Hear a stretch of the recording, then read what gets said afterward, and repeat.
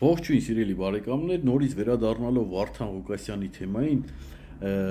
ուզում եմ ձեզի տեղեկացնել, որ այն նորությունները, որ Էդմոն Մարուքյանը գտնվում է Ամերիկայի Միացյալ Նահանգներում, դուրս եկա, որ կեղծ էին։ Իհարկե ես իմ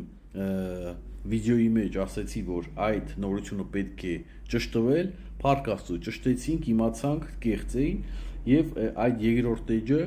ընդհանրապես Էդմոն Մարուքյանի հետ կապ չունի, դա կեղծ էջ է, որ աշկիս աչոկներ է հավաքում այս թեմայի շուրջ։ Էսի մեկ, երկրորդը, ես ուղղակի զարմանում եմ էլի մեր լրատվականներին, ես լինելով